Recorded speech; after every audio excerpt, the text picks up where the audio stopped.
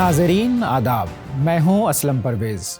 Maulana Azad national Urdu university کے اس تعلیمی خبرنامے میں آپ کا استقبال ہے۔ آئیے نظر ڈالتے ہیں آج کی سرخیوں پر۔ پائیداری اب ایک نعرہ نہیں بلکہ ایک ضرورت ہے، صدر جمہوریہ کا خطاب۔ ہندوستان کے تعلیمی منظرنامے کو بدل دے گی قومی تعلیمی پالیسی، نائب صدر جمہوریہ کا بیان۔ اور ایک بار پھر بھارت کا گگن یاتری خلا کی جانب ہوا روانہ۔ اور اب خبروں کی تفصیل۔ صدر جمہوریہ دروپدی مرمو نے کہا ہے کہ دنیا اس وقت ماحولیاتی تبدیلی کے سنگین مسئلے سے دوچار ہے اور اس صورتحال میں پائیداری صرف ایک نعرہ نہیں بلکہ ایک اہم ضرورت بن چکی ہے۔ وہ institute of cost accounts of India کے قومی کنوکیشن 2025 سے خطاب کر رہی تھیں۔ انہوں نے کہا کہ نوجوان طلباء اپنی صلاحیتوں سے دنیا کے مستقبل کو بہتر بنانے میں اہم کردار ادا کر سکتے ہیں۔ انسٹیٹیوٹ کی ستائش کرتے ہوئے صدر جمہوریہ نے کہا کہ اس ادارے نے بھارتی معیشت کو مضبوط بنانے میں نمایاں کردار ادا کیا ہے۔ یہ ادارہ نہ صرف ملک کی ترقی میں شامل ہے بلکہ یہ مرکزی و ریاستی حکومتوں اور مختلف اداروں کو پالیسی سازی میں قیمتی مشورے بھی فراہم کرتا ہے۔ I am confident that the education imparted by this institute will enable you to become not only successful professionals but also nation builders.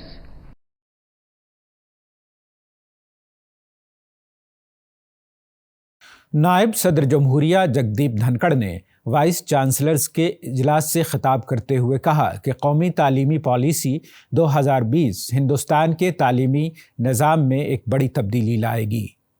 انہوں نے اسے ملک کی تہذیبی اقدار سے ہم آہنگ ایک اہم پالیسی قرار دیا۔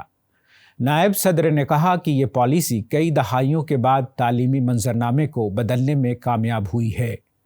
اس پالیسی کی تشکیل لاکھوں افراد کی رائے اور تجاویز کی بنیاد پر کی گئی تھی۔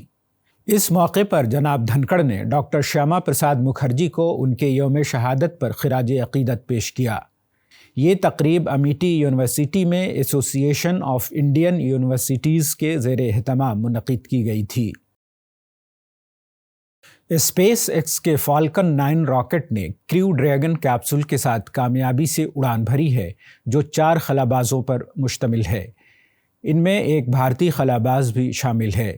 یہ مشن ہندوستان کے لیے تاریخی حیثیت رکھتا ہے کیونکہ یہ 1984 کے بعد پہلا موقع ہے جب کوئی ہندوستانی خلا میں گیا ہے۔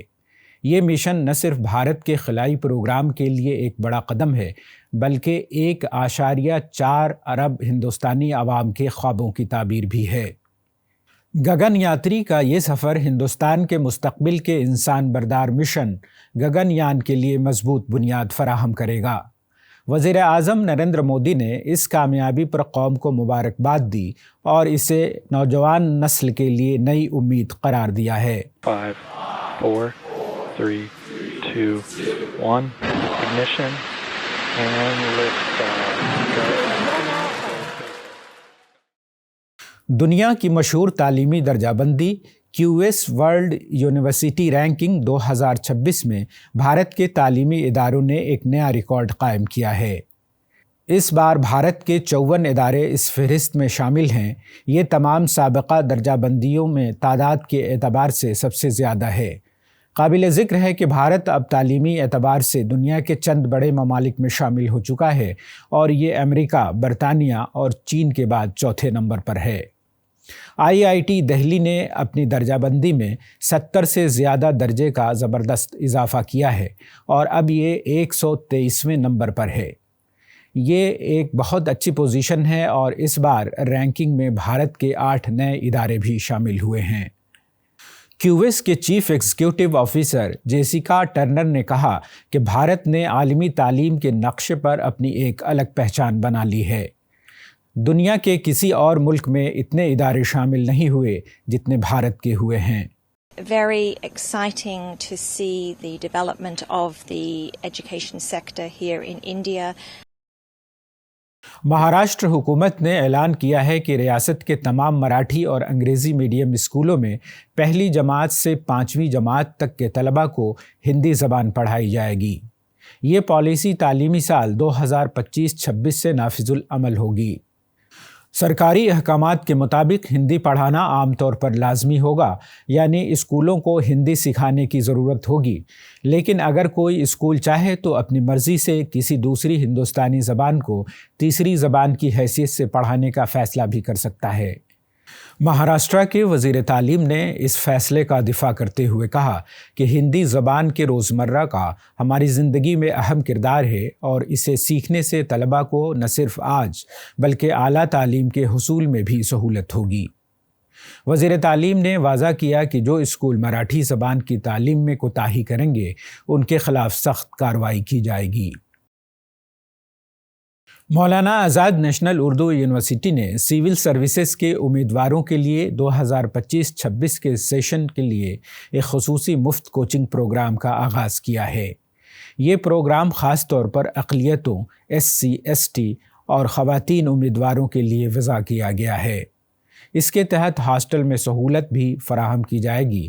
درخواست گزاری کی آخری تاریخ 25 جولائی 2025 مقرر کی گئی ہے۔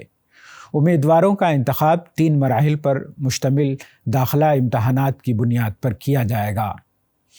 پہلا پیپر جنرل اسٹڈیز کا MCQ ٹیسٹ ہوگا جو 3 اگست 2025 کو منعقد کیا جائے گا۔ اس کے بعد 22 اگست کو تحریری امتحان ہوگا اور پرسنالٹی ٹیسٹ یا انٹرویو کا انعقاد کیا جائے گا۔ حتمی نتائج 1 ستمبر 2025 کو جاری کیے جائیں گے اور اسی دن کلاسز کا آغاز بھی ہو جائے گا۔ دلچسپی رکھنے والے امیدوار یونیورسٹی کی ویب سائٹ سے رجوع کر سکتے ہیں۔ اسکاٹ لینڈ کی معروف یونیورسٹی آف اسکاتلینڈ نے سائنس کے شعبے میں ماسٹرز کرنے کے خواہش مند بین الاقوامی طلباء کے لیے ایک شاندار موقع فراہم کیا ہے۔ یونیورسٹی کی فیکلٹی آف سائنس ستمبر 2025 کے داخلے کے لیے منتخب ہونے والے طلباء کو اسکالرشپ فراہم کرے گی۔ اس کی مالیت 7,000 سے 8,000 پاؤنڈ تک ہوگی۔ یہ اسکالرشپ ان طلباء کے لیے مخصوص ہے جو آن کیمپس ماسٹرز پروگرام میں داخلہ لیں گے۔ اس پیشکش کا مقصد دنیا بھر سے باصلاحیت طلباء کو اعلیٰ معیار کی تعلیم کے مواقع فراہم کرنا ہے تاکہ وہ سائنس کے میدان میں مہارت حاصل کر سکیں۔ مزید تفصیلات کے لیے متعلقہ ویب سائٹ ملاحظہ کیا جا سکتا ہے۔ آئیے آخر میں ایک بار پھر نظر ڈالتے ہیں آج کی سرخیوں پر۔ پائیداری اب ایک نعرہ نہیں بلکہ ایک ضرورت ہے، صدر جمہوریہ کا خطاب۔ ہندوستان کے تعلیمی منظرنامے کو بدل دے گی قومی تعلیمی پالیسی، نائب صدر جمہوریہ کا بیان۔ اور ایک بار پھر بھارت کا گگن یاتری خلا کی جانب ہوا روانہ۔ آج کی خبروں میں فی الحال اتنا ہی۔ آئندہ بلیٹن میں آپ سے پھر ملاقات ہوگی، تب تک کے لیے دیجیے اجازت۔ آداب۔